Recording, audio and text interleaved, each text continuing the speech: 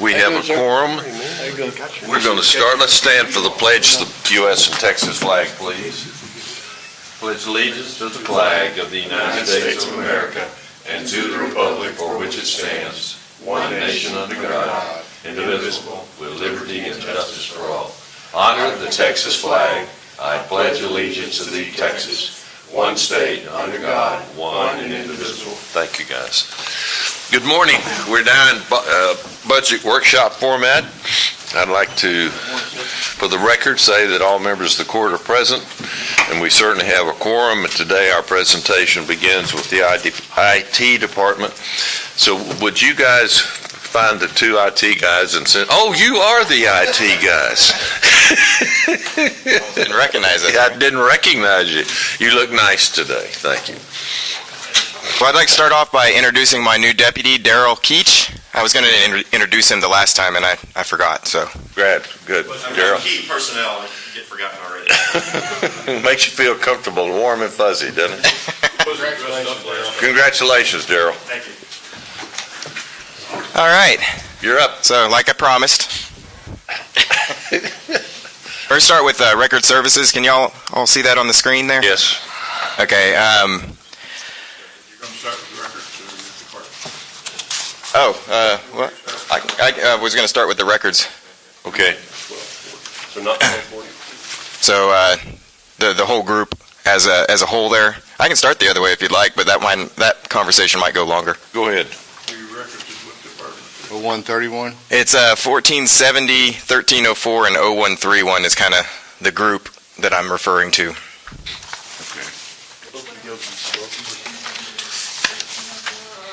We're going to talk about it as a whole. Oh, okay. And the reason for that will become apparent here. So to start off, just to kind of review, I took some slides from the last one, just to kind of walk you through. We've still got boxes in the offices, and on the 6th floor, we recently handed that off to district clerk, so she's making her way through that, but it's a work in progress.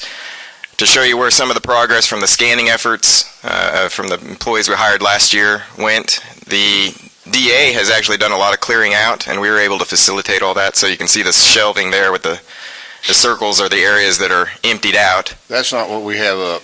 He has a PowerPoint, Steve.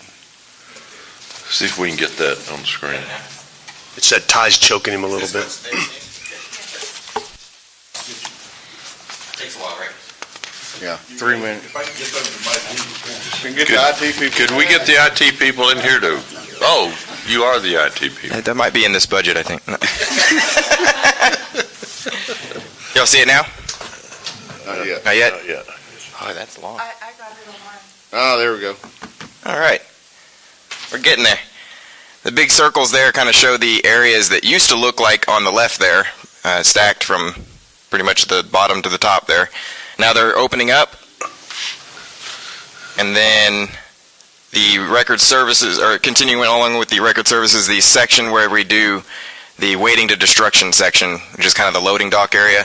That big circle in the bottom right corner used to be stacked up all the way, and in the back it's a little harder to see, but you can see the shelves are clearing out back there, and there's more space clearing out even behind some of those other boxes. So the progress is going along here. We told you we'd destroy 50 boxes per week, and we've been exceeding that. And that was the original goal, but I guess the 10 to 15 year goal that we had talked about was to get about 25,000 boxes destroyed, which equates to somewhere in the neighborhood of 15,000 square foot of records warehouse, and then move some stuff around, get things out of here, that whole bit. As a little bit of disclosure here, we are cheating to achieve that 50 records or 50 boxes per week. And the reason that we're cheating is because we had so much backlog that we didn't actually have to accomplish the correct speed of the scanning procedure to reach that 50 boxes per week. And we have a lot of cheating left to go because there was a lot of backlog. But we need to make sure that we can stop cheating when we run out of the boxes to the excess boxes to shred. So that's kind of what this is about. And those are all going to an off-site shredding company, right? Yes, File Pro is doing our shredding, and actually we expanded that to the juvenile. That I think they actually had a meeting yesterday to go ahead and include them in the shredding piece of it. But when you say, you're cheating your X6 boxes, are we looking at them at all to make sure there's not certain records there that we need to keep, or they're that old already? Yeah, no, I use cheating in the lighter form.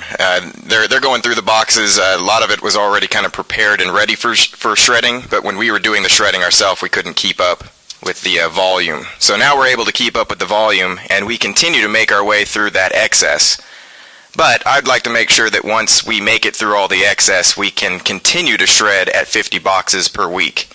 And we expected this, that we'd have so much backlog that it would keep us busy for a while.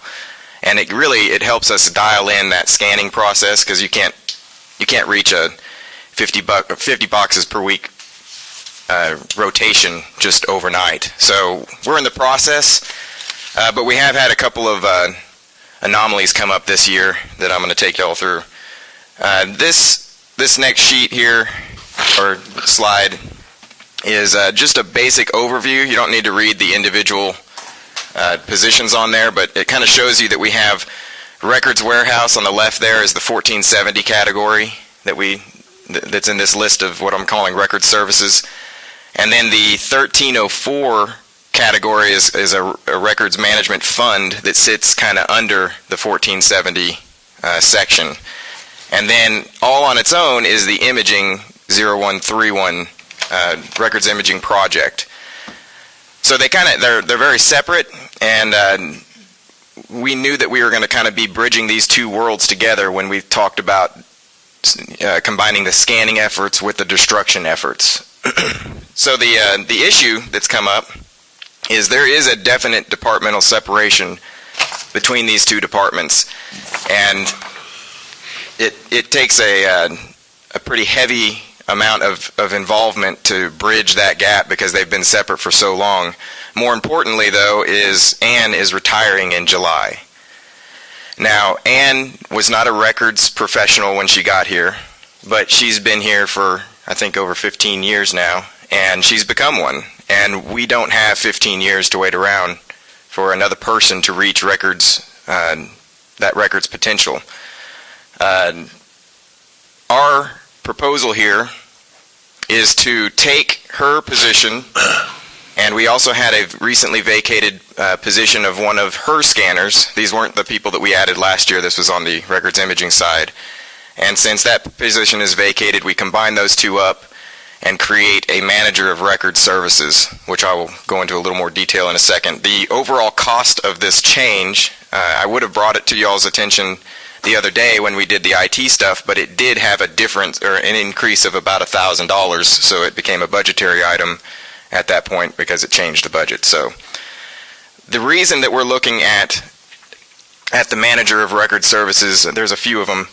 There's some extreme optimization that I'm seeing we need to accommodate here, and I've met with both sides, the records side, the records warehouse side, and the imaging side, and we're really kind of getting to the end of the expertise of even what we were capable of optimizing.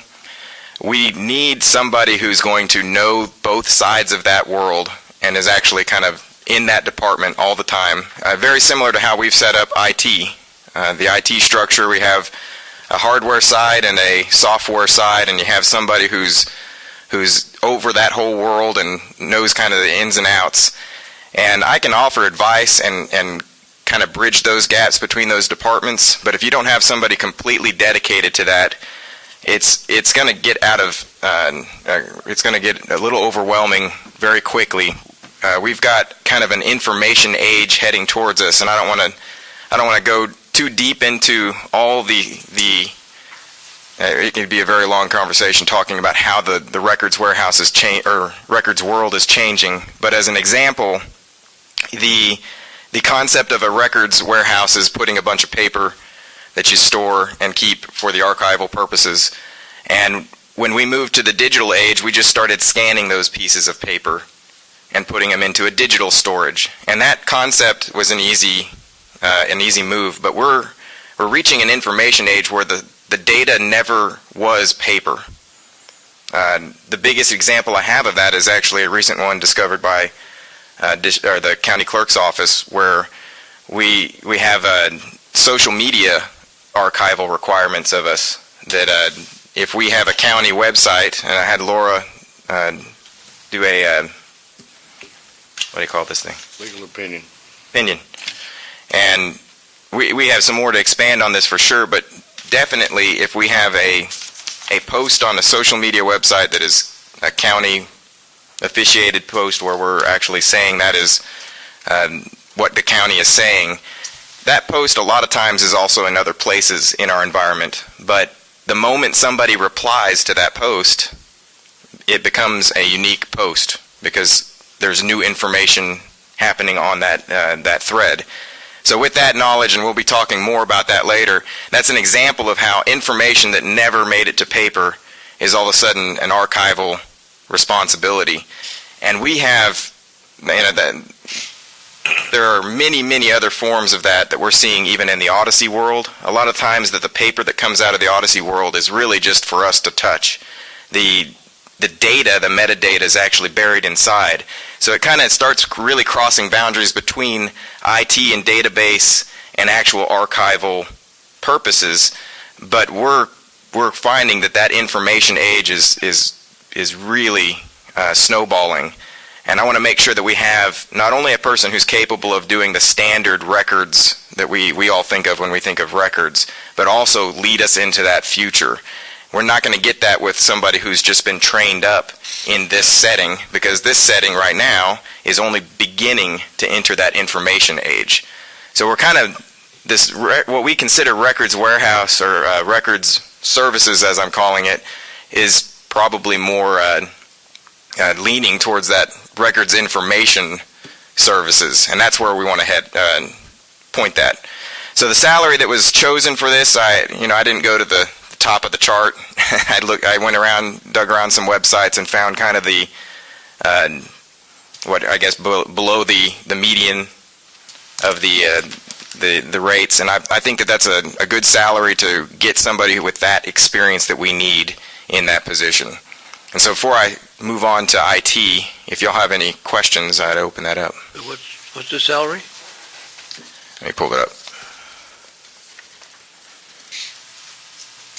It's $62,250. Plus.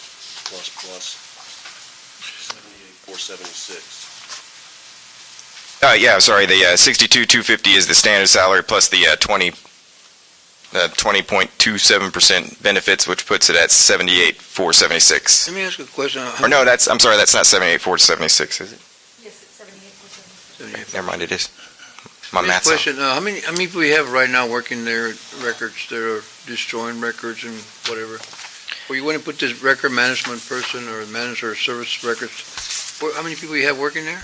So currently on the record side, it's somewhere in the neighborhood of, if you include who all would be under this records management position, it would be the imaging and the records warehouse. It's somewhere around 20. And the ones that are doing the record destroying and all that, how many you have there?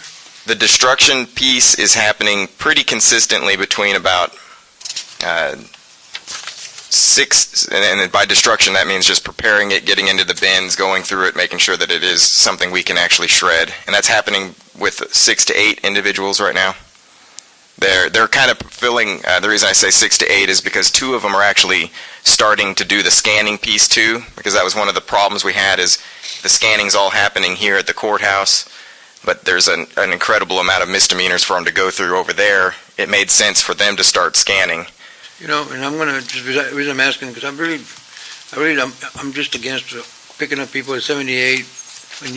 When I think you can have 2 people that are record specialists and you can train them, when one leaves and you got somebody else already trained. You talk about somebody that's been trained, you said that when somebody leaves and the other one, there's nobody else there, but maybe we need to train more than one person. But if we want to get the work done, I think that if you do some record specialists there, you can hire 2 for that, for almost $62,000.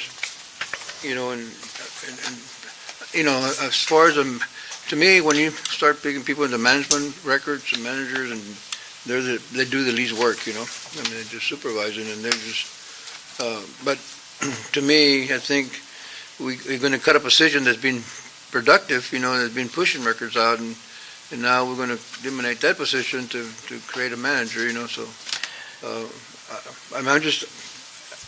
I'm looking at it here, and I just, you know, I think, again, I just think we need to have more people in the bottom that's gonna do the work and get the work done, you know? Oh, no, maybe I should explain too, the one of those positions is a supervisor level position, and that's Ann. She has been supervising over that. So we are going to need to fill a supervisor level position regardless of if we change this or not. What I chose is to take one of those other positions to combine it up so that we could create a supervisor level position that has a salary that will attract the appropriate level of manager for that.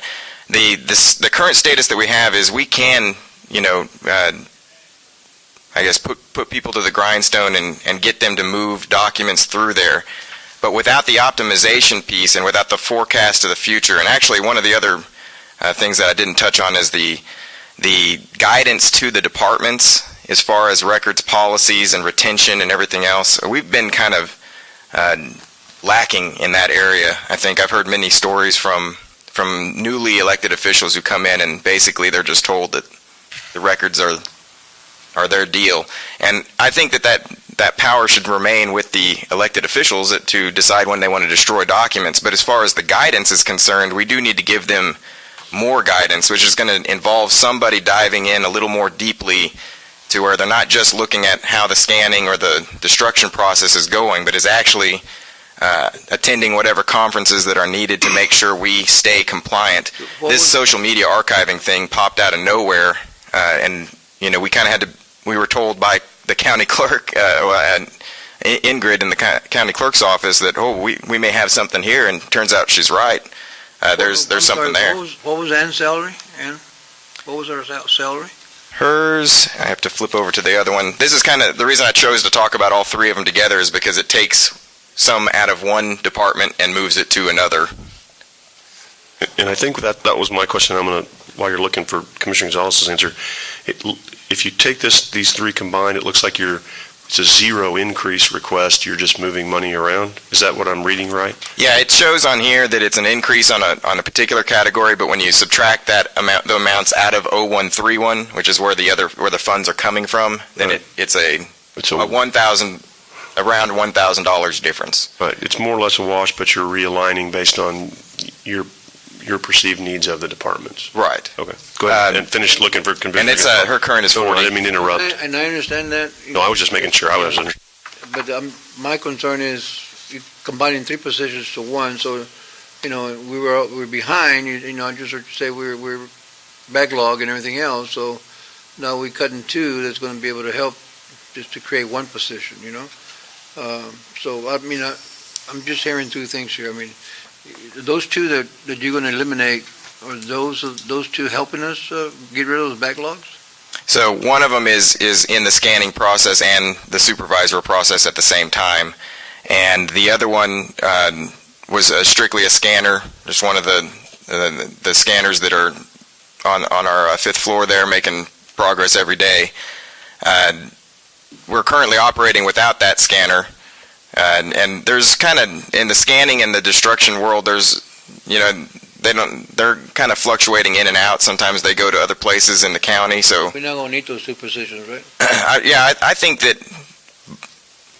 from my experience watching it over the past nearly 2 years here, the loss of one scanner is going to be an okay thing as long as we've replaced it with somebody who's going to optimize the rest of it. And that's what this position does, is optimize further than we can right now, because right now the only person bridging these two departments is me, being the RMO, or becoming the RMO. I think we're in the paperwork on that.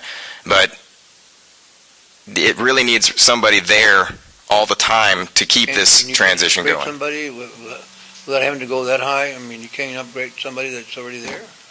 Well, that's the other part of the discussion there, is that currently the reason that we're kind of in this situation is because we haven't had somebody with that real experience in it. We've let people come in and become records managers, and that's or record supervisors, and that works to get things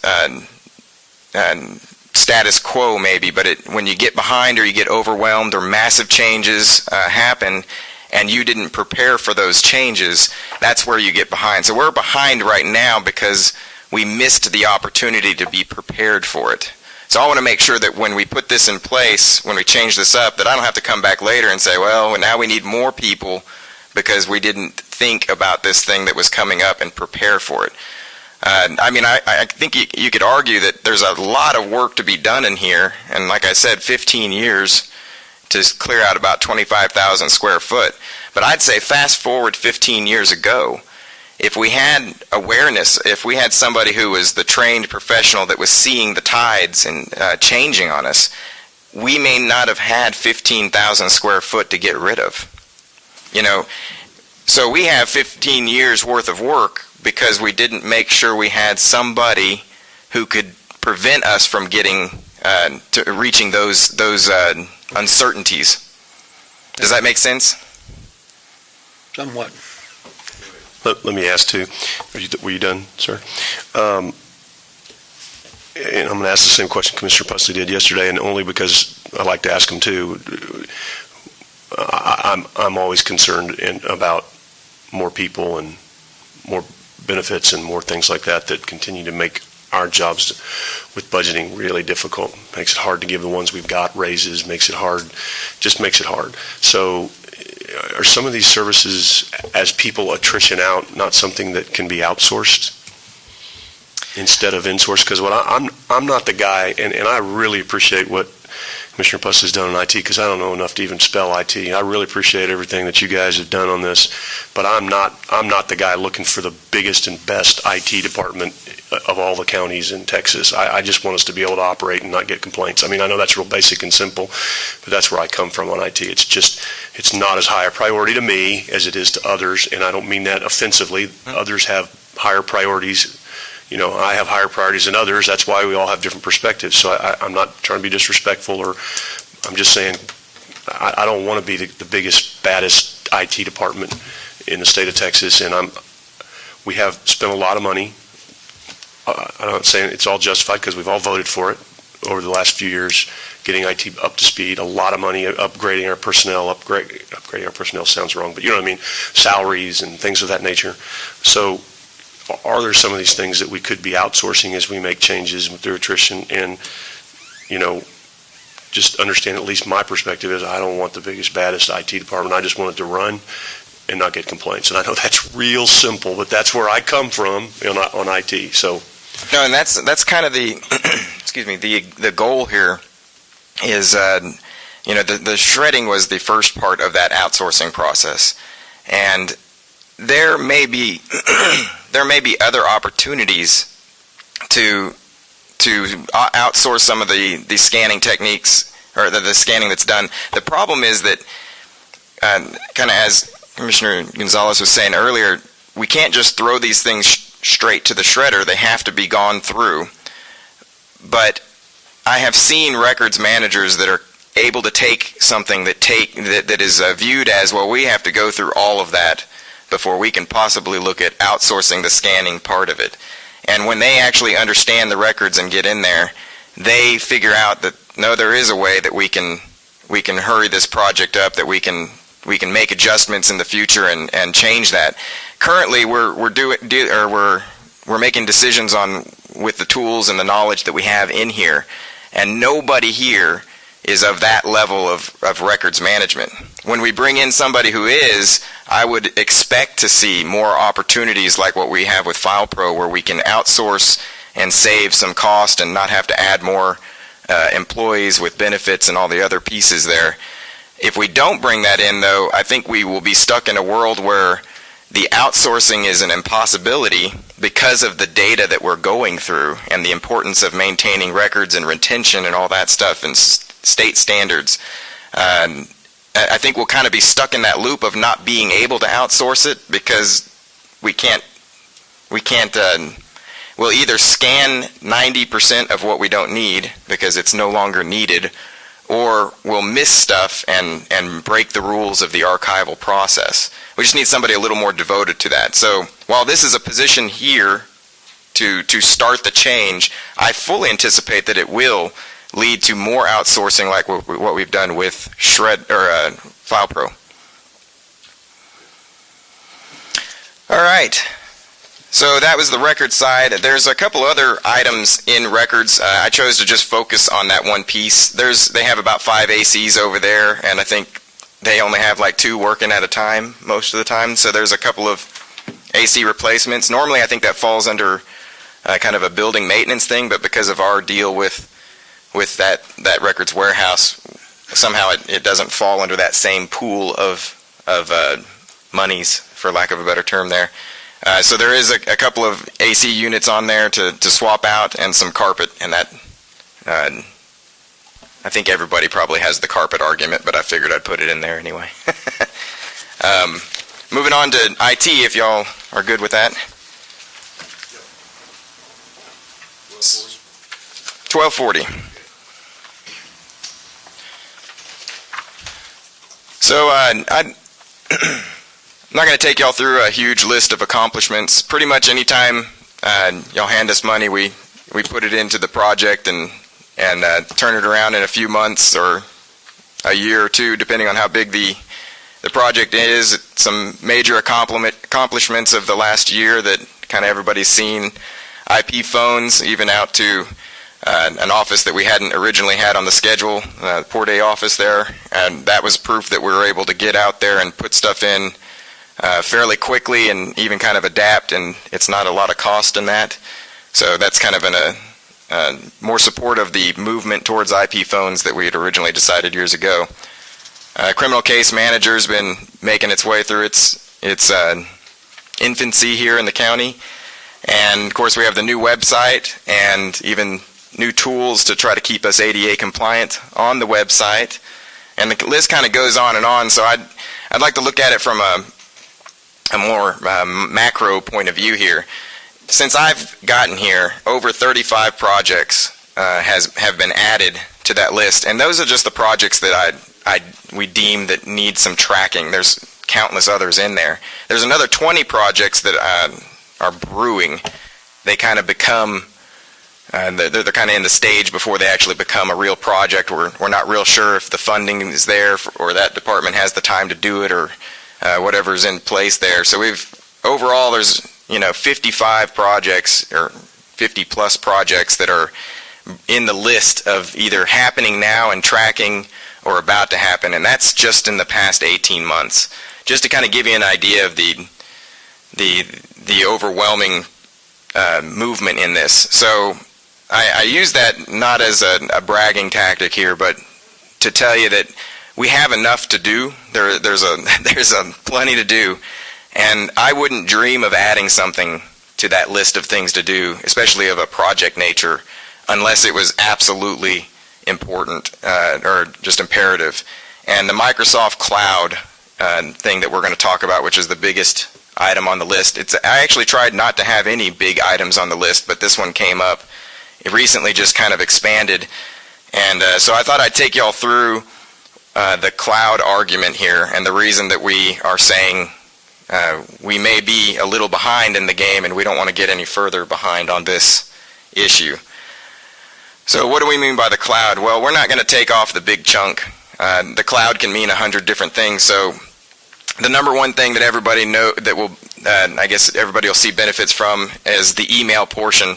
I think everybody's seen at some point, if you use your email actively, that little message on the right that says your mailbox is almost full, and then you have to spend all your time trying to clean out your documents and keep it open for future email because you won't receive that. And we try to expand the mailboxes where we can, but we still have limitations because space costs money and time and backups and everything else. The underlying cost of that nobody really pays attention to is about a little over $100,000 every 3 to 5 years, depending on what your replacement schedule is what that equipment in the room costs. So it works out to about $25,000 a year. So just keep that number in mind. In addition to the email, right now we are behind a firewall that is provided by the ESC, and they are doing a job protecting us and filtering our email for us. If we were to go to this cloud, we'd have to add the security piece to that. All this is going to be included in that cost that's on there. Just to give you an idea of how the mailbox won't be a problem anymore, this is a chart showing the very middle one there says current, and that is the current size of the average mailbox in Nueces County. And the one above is the maximum size that we really hand out when people use their email a lot. And the bar on the bottom is the default size that you get when you go with Microsoft Cloud email. So it's an enormous amount, and actually that number is double what it was 6 months ago, I believe. They just increased it. They're kind of monitoring how much people use email. I don't think we'll ever reach their limits because they are the ones expanding that appropriately to how the industry uses email. It's such an overwhelming amount. My first thought is to cut that in half and not pay for all of that because we don't need all that. But that's not how the cloud works. You either turn a feature on or you turn a feature off, and that's how the licensing structure works. So the good news is that you won't see that email message again. And if you do, we've got some problems because that's a huge amount. It's about 1,000 times bigger than what you've got, 400 times bigger than what you've got right now. The other piece is Microsoft Office, and I highlight both of those cloud storage, government cloud storage, because they kind of go together. When you turn on the Office feature, this other one comes with it. Like I said, these are on-off options. You don't, and we're only turning on the specific options that we feel the county will use immediately, and of course minimize the cost of it. So Microsoft Office is your Word, your Excel, your PowerPoint, Outlook. I don't know if y'all know, but county-wide, we actually just had a Microsoft audit that we were here quite a few times for. So we know more about our licensing with Microsoft than we've ever known before, which means that we can run numbers on them. So in the last 10 years, if you take just our Office and the products that we're covering in this solution here, the average spending is about $50,000 per year. That's when somebody buys a new machine, they get Office. Just about every computer, I guess I could even go as far as saying just about every computer in the world has some form of Office product on it. And in the business world, it's nearly impossible to find a machine that doesn't have it. It's really one of the most integral tools that we use.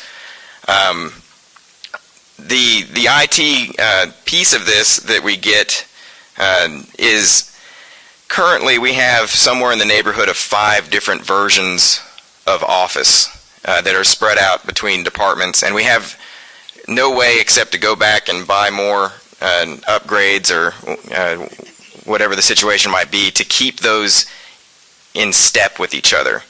Now, the Apple industry has built their entire kind of goal was to keep people on the same version, and they maintain about a 90% adoption rate of all their new software that they put up. And they have developers and app developers and everybody else flocking to them to develop on their platform because of that.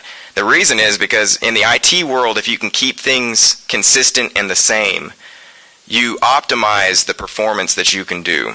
So when we're trying to operate on a smaller staff and outsourcing everything that we can, you could, if you keep it with that in that same version, if you can keep it down and not have 6 different versions of the software, you minimize the amount of complication through your network, and that'll help us support everybody. So there is an IT benefit to this piece, but more importantly is kind of how it leads to the cloud storage option, and that is the real kicker here. Cloud storage is basically just whatever you've got here is syncing somewhere up in the cloud so that you can access it anywhere. The added bonus that you get when you sync with the cloud is that it passes another firewall. Firewall for just to kind of put it in layman's terms here is just one more level of security that a document or an email or whatever it is has to pass through. And the ESC currently is our main firewall that protects us. But if a machine is infected with something, then the machine is going to propagate that infection completely inside of itself and try to reach out to other machines to infect those. So basically, once you make it past the firewall in a company or a business or whatever, you're extremely exposed to internal transmissions of that virus or cryptoware or whatever it is. And there's virus protection on your machine, but that's a very low level form of protection. The main form is what is at the ESC right now, and it's the main block. So once a machine gets infected, it spreads very quickly. In fact, I believe yesterday, Calallen ISD got hit by cryptoware. What y'all don't know is actually our district clerk got hit by cryptoware the other day. It was one machine, and we caught it really quick and stopped it from spreading, and that was really lucky, because if it spreads to a file share, that's where things get messy. When it's somebody's machine and then it infects that machine and another machine, we can control that. But when it hits a file share, that would be all of the auditor's documents that they're currently sharing, or all of the district attorney's documents. We've had recent cryptoware attacks on the DA, the district attorney, district clerk. We've had it in IT, social services, veteran affairs, or the veteran. Is that Veteran Affairs? What is that? It's VA. I shouldn't have put the acronym on there. But in other words, we're getting hit all the time. And on the highlighted ones there, everything except the district clerk one that we happened to catch really early, it actually infected the file share, and work was lost. Because you have a couple of options. You can either pay the person who, if it's a cryptoware infection, you can either pay them or lose the data. I don't think people realize that when they encrypt that machine, despite what you see in the movies, encryption is not unencryptable. The only way you unencrypt something is with a password. And so you need that password. And we are actually seeing some stats the other day, just trying to get an idea of how to put this in perspective and not overdo it. There's a 6,000% increase in 16-17 of cryptoware attacks. And then, my understanding is we've had some issues at our business, and we've talked with the FBI about it, and they say it's it's a $1 billion a year industry that attacking these softwares, where there's actually these companies overseas that sell the software and keep a percentage. I mean, it's a business. It's a business of having to do it, because as you say, you can't unlock it without the password, and you either pay or you lose your data. So, I mean, it's a big deal everywhere. I'm glad you said that, because it really is an industry. And anytime you make an industry out of something, it just gets better. $1 billion a year industry is what the FBI tells me. So people are actually paying out money, $40,000 or more. Recoverability is zero if you get hit by cryptoware. But when you have the cloud and you infect your machine here, and then your machine tries to sync with that cloud storage, it has to pass another firewall. And that firewall is usually, for Microsoft, this is the government cloud. This isn't the regular cloud. This is going to be capable of allowing HIPAA to CGIS requirements, that kind of thing. So it's going to have to pass that again before the infection spreads. So just to, not overdo it, but that's the reason that you get that extra protection out of the cloud. But the other piece, and the reason everybody wants it, that's the IT reason, which is becoming more and more important with all the industry in it, is the mobility and sharing. Everybody used to use the term FTP. That's what they wanted, an FTP site so they could share stuff. That was the geeky term. Dropbox and Google Docs has become kind of or Google Shares, Google Cloud now. Those have all been the new ways to share documents. We've already had requests. The DA was up here talking about his the other day, Wednesday, I guess, and he was talking about sharing, or the things that he was talking about involved sharing between the police department and I believe the ISDs.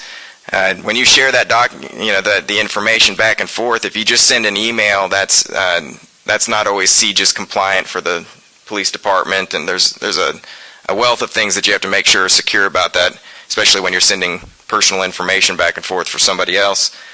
Tax office actually just hit us up the other day for another request to try to bring their taxing units together.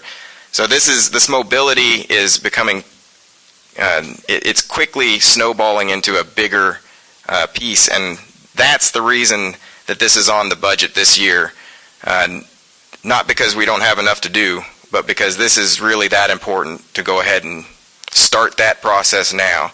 The price tag on it, worked with Microsoft through and through. We're looking at about a $350,000 price tag. That is per year, and it will be forever, and it'll change as we get more add and remove employees, whatever. It'll fluctuate. The numbers that I showed you earlier, $50,000 that we spend on Office, $25,000 for to maintain the email environment here.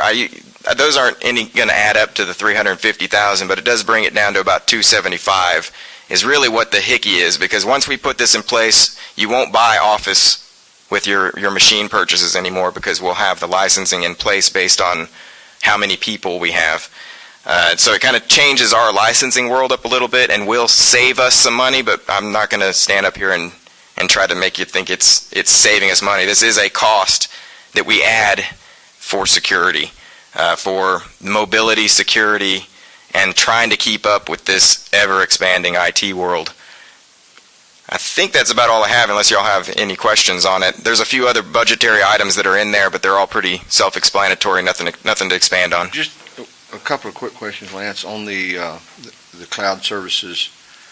So we're going to a more enterprise-wide licensing structure with Microsoft, so that we don't have to, when we went through this audit, they go count every license we have. This will be an enterprise-wide deal, and that's just based on the number of users that are accessing the cloud software. That's correct. It will be all. We have not looked at the server side of that cloud or what they call cloud licensing. Everything's cloud now, but this will be the endpoint licensing, the Microsoft Office, the operating system, the whole bit there. So let's project a little bit. If we didn't do the cloud piece, we're going to continue to use Microsoft in the form that we're using it. We'll continue to store all those documents here locally, which means we have to buy more disk drive space, which means we have to back it up, which means we have to provide the space to do that. So there is some incremental cost savings when you spread that out over a number of years. And so my question is, when we get into the enterprise licensing structure for the cloud, at what point do they ascertain that they have to bump our cost structure up to the next level? And that's the difference between the old enterprise licensing and the new. The old was based on groups of users and how many do you have, and you're going to get a certain price. This is kind of an individualistic. As you add one, you add another license, and then you don't have to worry about the big. In other words, it's going to fluctuate more fluidly. You're not going to have catch-up. Let's say, for example, and this is just a very hypothetical question, if the county one year had to add 200 new employees, how does that impact our cloud licensing? So the cloud licensing works out to just over $300 a person per year. So 300 times 200 would be the impact there. So they're just going to keep a head count of how many people that are actually accessing. That's right. There's a few exceptions with some of the computers that are used by multiple people, and we'll hit those as we go. We've anticipated those, but the specifics are kind of difficult to project. But yeah, aside from like in the jail where you have 5 people using the same machine, it's just going to be a head count thing. Your average employee, when you add 200 employees, you add to that. But if you're just replacing an employee, that's a wash of cost. There's no repurchasing of the Office license when you get a new computer because you want the new version. All of the version increases that we deal with all the time go away. So, but the price tag on it is is significant enough that I'm not going to tell you it's saving. We're going to save indirectly. We're going to save because there's going to be less storage required here, and so we won't have to upgrade as soon on storage needs because it'll be in the cloud. All the savings end up being indirect and very hard to put into a tangible amount for y'all to see, but the security concern alone is worth spending. So I want to talk about that just a minute for hopefully for the benefit of the court. Judge Neal, you had called me here a month or so ago and said, we need to talk about security and what we're going to do with respect to IT security. About a year ago, a friend of mine called me and said, hey, I've got a problem with my computer. Can you come over and look at it? And so I go over there. Well, they had been hit by the ransomware. And they had a computer in their home that they had been using for multiple years. They had all their documents, all their tax returns, all their kids' pictures. I mean, you name it, they had it on this computer. And it was locked. I mean, I could boot the computer up and look at it, but all the files were encrypted, and you can't uncrypt them, because I've searched and searched and searched for tools to do that, and they don't exist. And it not only got their internal hard drive, but they had an external hard drive connected to that PC, and it got it as well. So the ransomware doesn't only just affect the computer, any attachment that's attached to it that stores data, it gets that as well. Uh-huh. So, and that's exactly what happened to Cal Allen, is they had a computer that got infected, and it broke through their in-house firewall and got to the server, infected all the files on the server. So that was a real quick news story, but here's what they had to do. They had to shut all their servers down. They had to scrub that server, which means they take everything off of it, reload the operating system, and fortunately they could reload from backups to get back pretty much to where they were. But there's no doubt they lost some data. So we have to be looking at that because, just like Lance was talking about, you take one computer in this courthouse that gets infected with ransomware, and it starts spreading, and it does it without our knowledge, and they get more sophisticated every day. And then it hits one of our servers, and let's say, for example, everything that the auditor's department has done for the last year gets encrypted. It's a serious, serious deal. And sometimes you can recover that from backup, and sometimes you can't. So it's a very serious thing.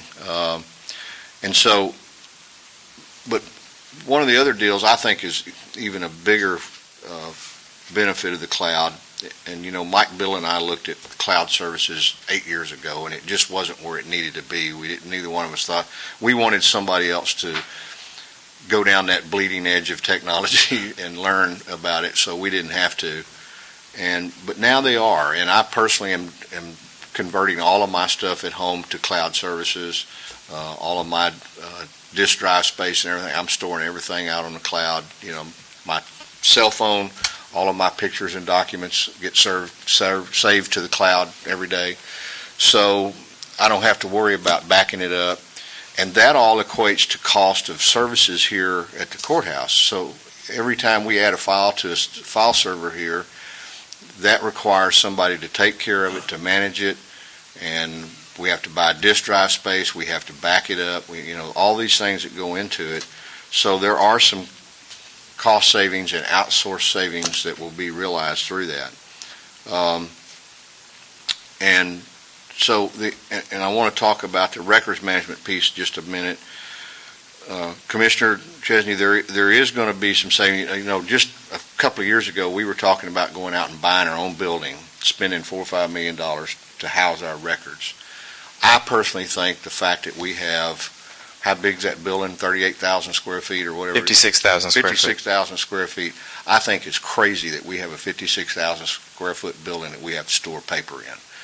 And so our goal, or the IT department's goal, is over the next 5 to 10 years, is to reduce that requirement of square footage significantly so that we don't have to pay for that space, and that one day we can go out and rent a 5,000 square foot building and store everything that we need to store in the way of paper while it's being offloaded to whatever storage mechanism we're going to.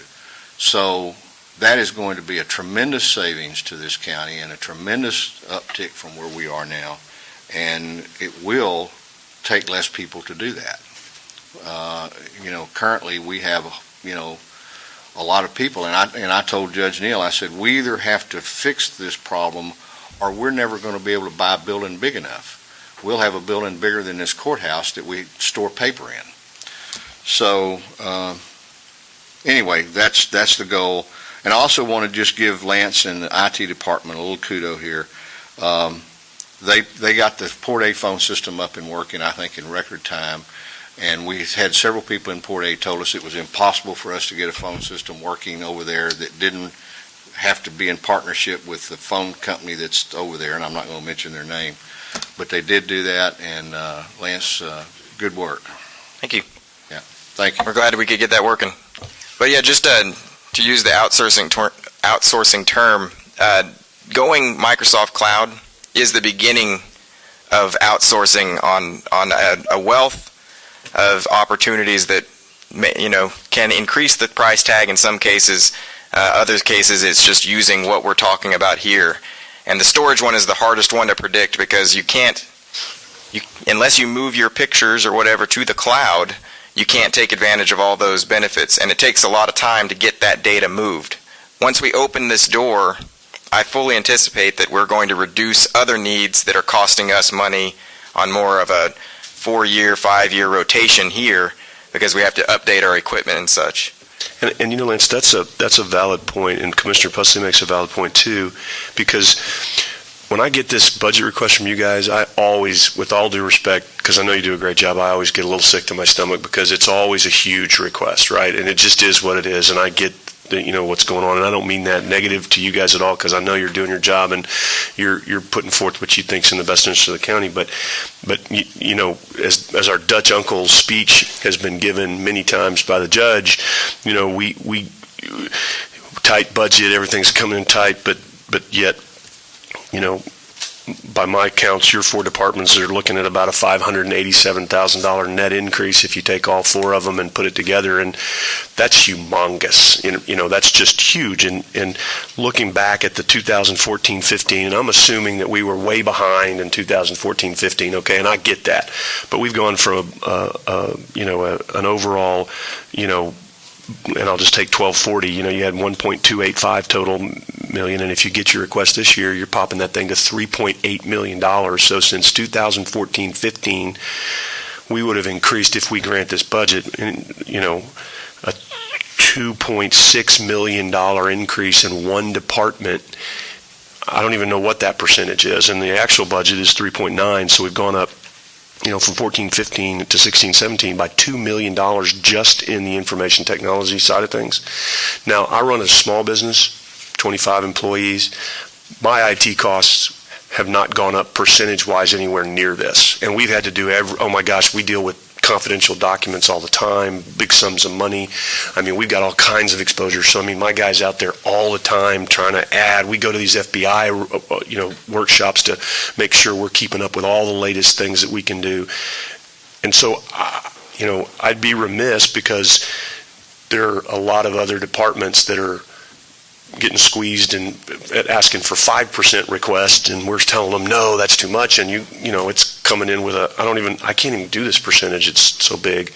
So I don't know, and so they're more comments than they're questions, because I don't know what to do about this, because what I'm hearing from you is it's only going to get worse as far as security and keeping up and those kind of things.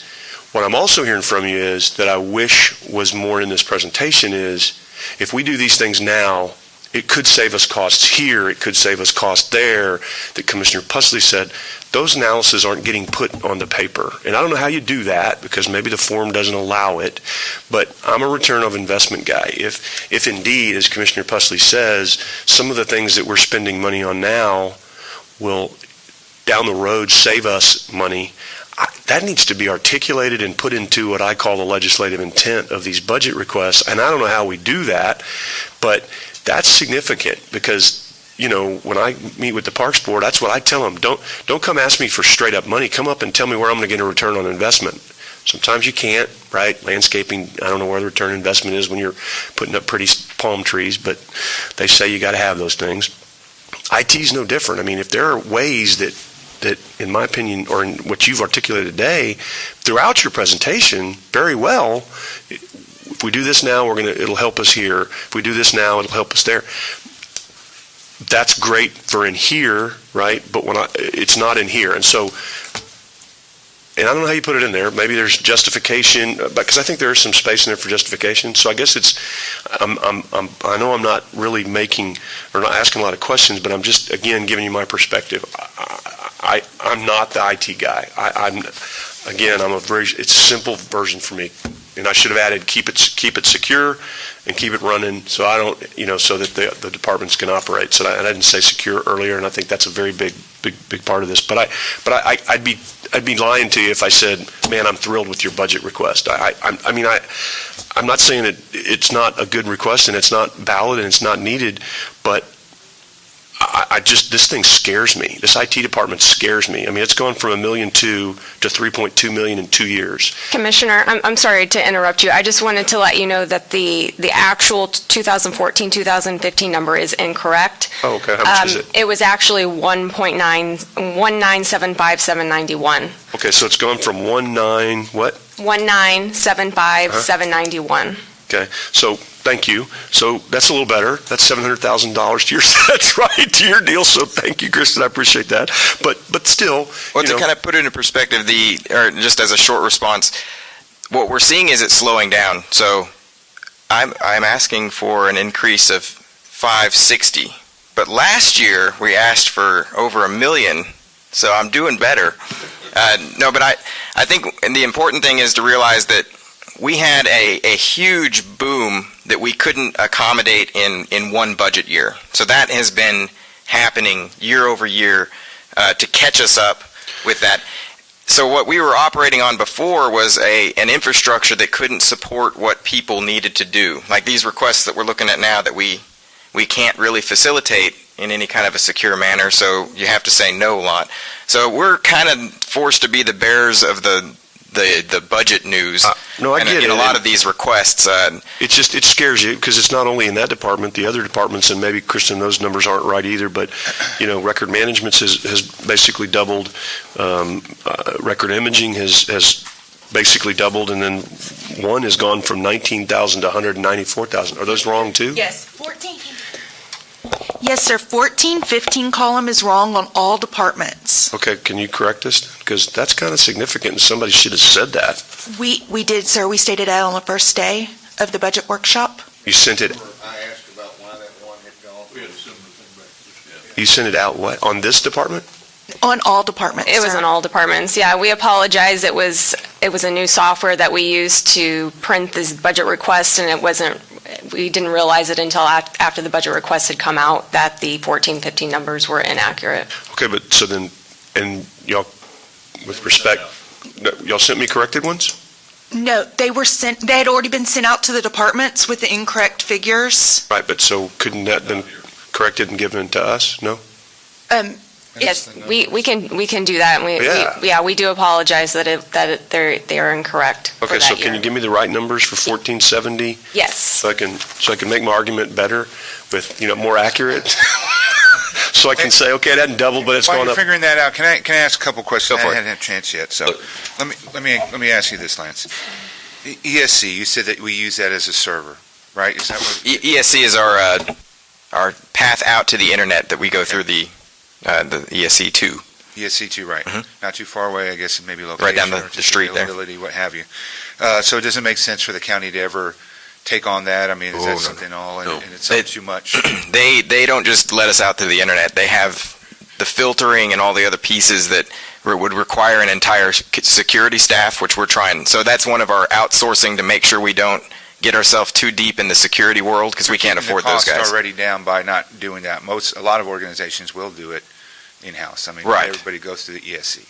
It would take us at least 10 employees to replicate Okay, that. so we are saving some money. I mean, and I know it's all relative and something that's already been said, and it makes sense to do that, and I agree. I'm suggesting to change it. And it's been mentioned, but, for me, I understand.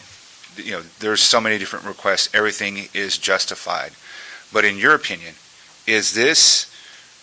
are these requests that you're putting in on the IT side, are they fluff? The stuff that we've got in here, some of it has been asked for in previous years, and we kind of just recycle them because are we ready to do it this year? I'd say that the most important item on this budget is the cloud. Okay. And the reason is because if we don't do it now, then it takes a while to ramp up into it, especially on a project the size of this. And if we don't start now, then we're already kind of behind on some of these requests, and we might be able to facilitate small test groups to get them going. But on the bigger requests that are coming after, if we don't start now, we won't be able to catch up, and we'll be behind on that again. And usually when we get behind, what we have to do is we have to do a mass bulk movement that is there's a time restraint, and the cost goes way up when we have to move to meet a demand. And when we're getting letters from, I think the county clerk got one from the FBI asking about our election security, and I know I've seen emails from Steve about this, articles about this security and that. We're kind of quickly getting into a world where the security is the bigger concern. And internally, we have as much security as we can really facilitate. If we want more security, outsourcing that to the cloud protection is a better move than trying to do it internally. What about, you are asking for some additional, I guess, changes in salary. What has been our turnover rate over the last few years? I mean, are we able to keep personnel? Are we losing them because the pay's not quite there, but they can do the same job function somewhere else for more money? I probably should have specified that. On the salary change thing, that's really just a visualization of what we've already talked about previously, and we're already in the process of setting up. Okay. There was no change in the overall budget, but the reason for those readjustments were just to facilitate what wasn't funded, what we couldn't fund in the original IT reorganization, and just finish that optimization process out. Let me answer the commissioner's question just a little bit further too. Commissioner, in our last budget before you got here, we did a complete reorganization of our IT department and restructured the salaries and whatnot, because we were not only losing people, we couldn't hire anybody. Julie would put ads in the newspaper and nobody'd even respond because our pay scale was so low. And so we had to restructure the whole thing so that we could get competitive, because, we lost I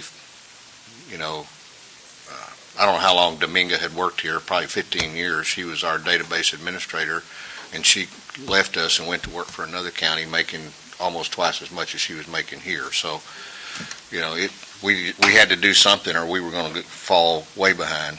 And it's working. We are getting good applicants, and we don't have any trouble getting people into those positions now. And we've had a lot of changeover too, so lots of positions. There's more to go too, so I'll let you know how that ends up. And one final thing on the records management side, I didn't get to talk about that, but I understand what you're saying. You need someone there reliable that you can count on, that's going to be able to take the lead on a lot of this and handle day to day and get up to date on different types of training, state or federal requirements, what have you.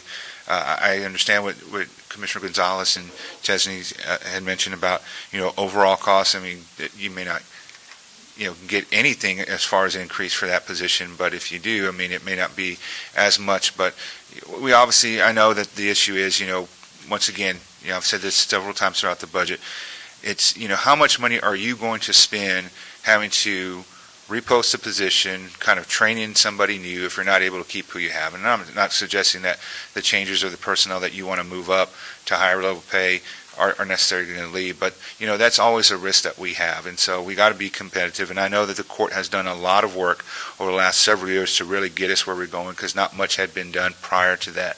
So I do appreciate that, but I understand too the need of, my experience before coming here was dealing with new, with all the turnovers and all the new people coming into our agency, and you'd see those numbers, you see that cost of how much it costs us. So to be a little bit more competitive, it may cost us right now, but it'll cost us a lot more in the long run if we don't stay up to par, as close to par as we can, to keep our well qualified and deserving employees that we have here. So thank you, Lance. Thank you.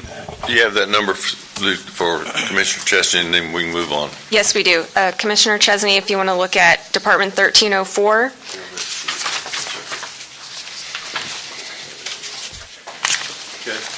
the actual 1415 number is 69,976, and of that, 24,444 represents transfers to the to another special revenue fund, and so that's not actually, operating expenses of that department. So the actual net would be 45,000 something? Yes, Okay, so 45,000 something would be the, those are the actual appropriations, and then 24,444 are the transfers out, for a total of 69,976. Okay, and then if you look at Department 1031, that number should be, You mean 0131? I'm sorry, yes. Okay. That number should be 278,677. okay. And finally, on 1470, the number should be 386,185. Thank you. Okay. Look, we appreciate this. I know you all put a lot of work into this, and and it is a large number, and it's a number that goes into the pot, and we'll have to see how it comes out. 8 years ago, we began this journey of trying to bring the IT department of the county up to some kind of reasonable standards, and we spent a lot of money. For those of you who weren't here when we didn't build a building in Robstown and reused a lot of that money, we took millions of dollars from that project and put it into IT, so we didn't have to go borrow the money, and we need to do it. I can't tell you what we're going to do with this budget yet, and I can't tell you what we're going to do with this, but I can tell you what little I know about this, and you can put it all on the head of this pen, all right, that if IT goes down and the courts go down, we go down. That's correct. And so if the courts upstairs have a problem with security, we go down. And you have not seen the wrath of anybody till you have those judges come downstairs and they can't conduct their courtroom because we haven't kept their security in their system good. So we're going to have to look at that very closely. And that's why we're here, to service those courts upstairs. Yes, sir. One main reason.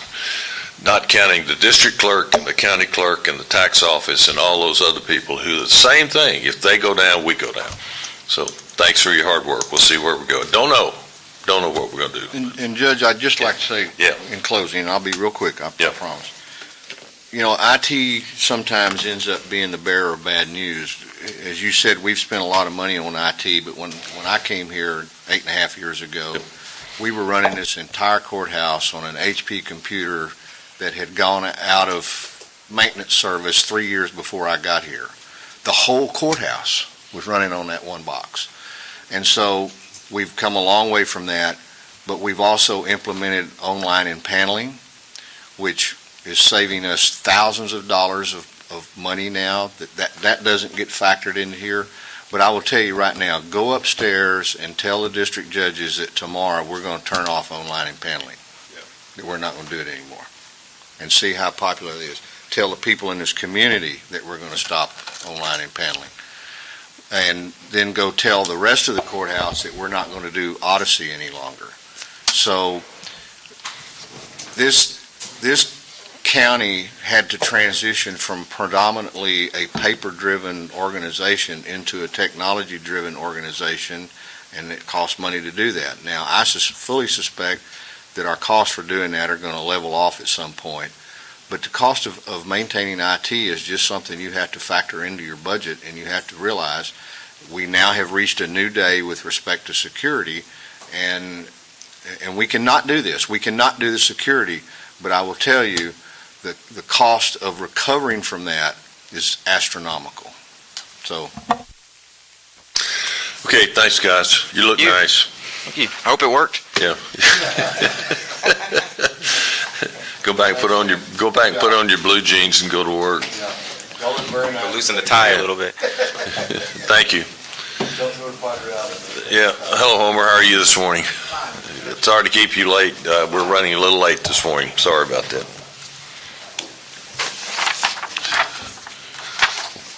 They look nicer than you looked, Homer, so you must not be asking for much. But I have less of a request. That's what I was going to say. You must not be asking for much. Thank you.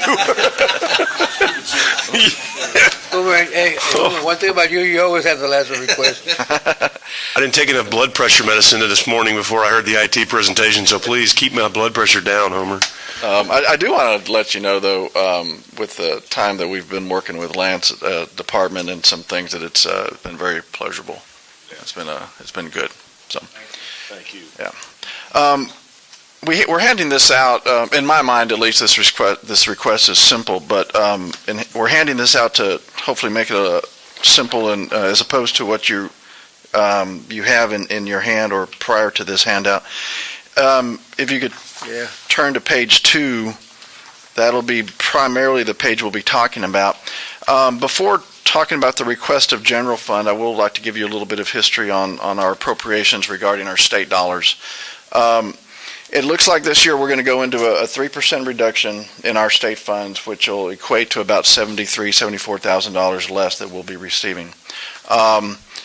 Just for a bit of history, we received a loss of about $50,000 last year, and then previous to that, an $83,000 loss.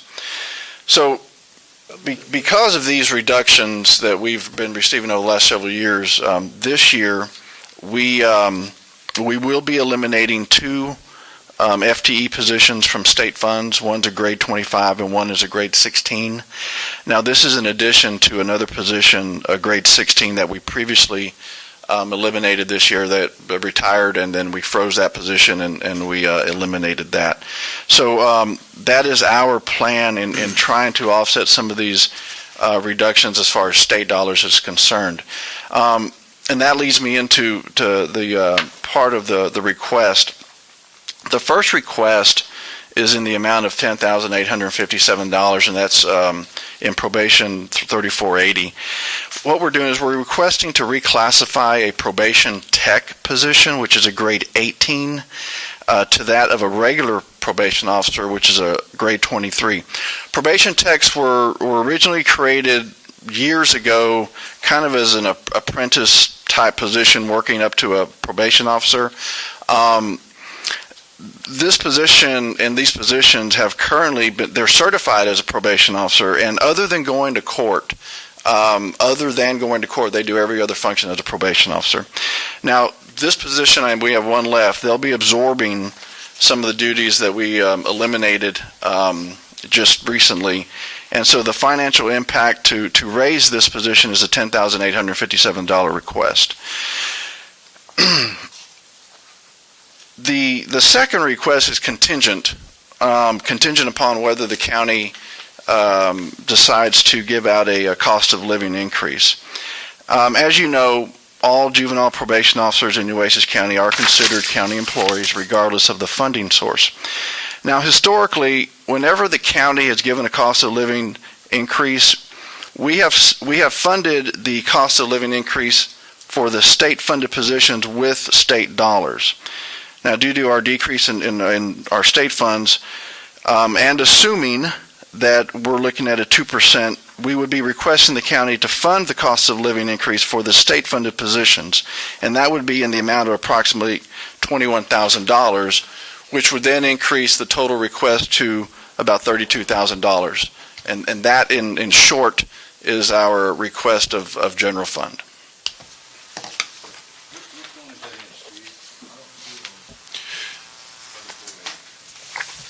Basically, do you have his cover page? I mean, he's talking off. I don't have it up on there because he's talking about the whole general fund items there. And his last comment was for all the general fund positions in 3480, 90, and 92. If there's any state positions in there, no, I'll take that back. The state positions, wherever they're at, is what the general fund is what you're asking for the coverage, right? Doesn't make any difference whether they would be in the special revenue account.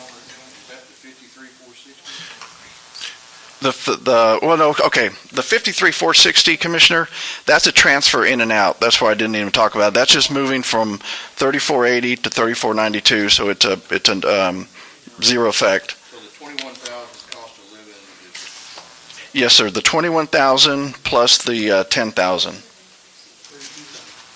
which would equate to the total of 32,000. The 10,857? Yes, sir, that request is in 3480, and that is to upgrade the probation officer.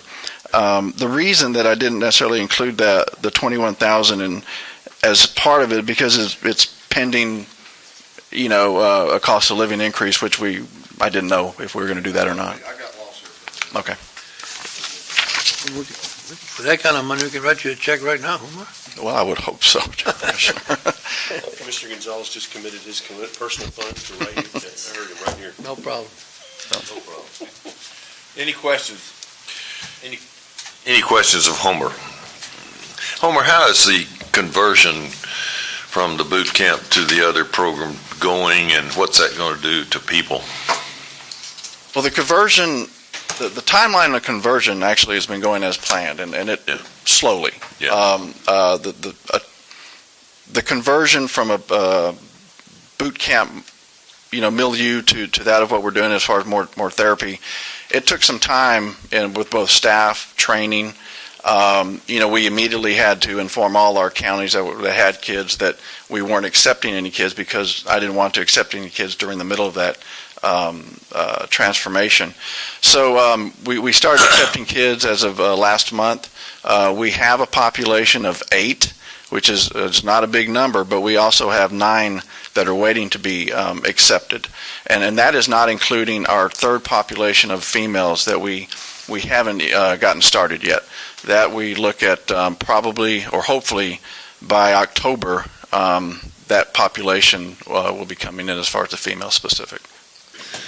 I know the judges upstairs were very, very, very supportive of what you're doing, and Yes, Judge. and I think from your court too, Brent, from previously. So this obviously is going to make a difference, and it's a good move, and hopefully somewhere down the line we'll look at staffing and all and see how that comes out. So But there still be housed there, right? Or there still be in-house, those that are going to that training, to that, To the residential center? yeah. Will there still be a residential center? Yes, sir. Yes. The only thing that changes is the services and programs that we're offering. Now they're hugging him instead of screaming at him. Well, they might need a hug. All right. There's still a lot of We discipline all need that a hug comes once in a in. while, right? Facts, I'm not making it crazy. I'm just saying they still live there. There's no hugging going on. no, Kumbaya. any questions? Let me say on behalf of the juvenile board, and Brent was on that, of course, as judge, and I still serve on it.